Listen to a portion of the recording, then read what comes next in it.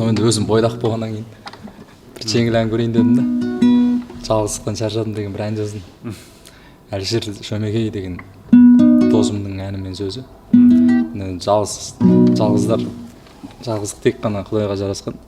Сондықтан мына 25-тен асқан ол жігіттер халық жауы деп айтып еді ғой. Бауыржан Момышұлы атамыз.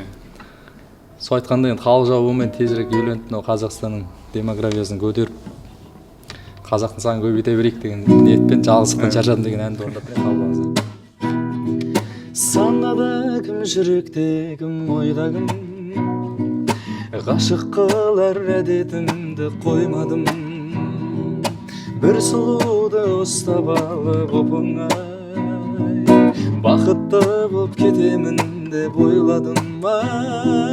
Арулардың көрдім көзбен қаншауын, бірақ таппай өзімдігін аңсадым. Жолықтыршы сыңарымды оқыдай, шыны керек жалғыздықтан шаршадым. Жүрегімді қайдан енді табам мен, түнде батып шомыламын ойға мен.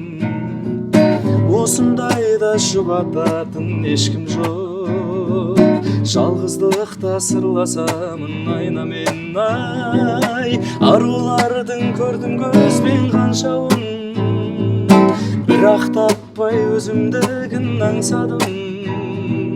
Жолықтыршы сыңарымды оқыдай, шыны керек жалғыздықтан шаршадым.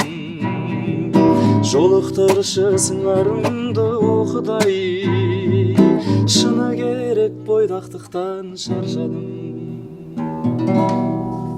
Бойдақтарға жіберетін ән ғой. Бойдақтарға жіберетін.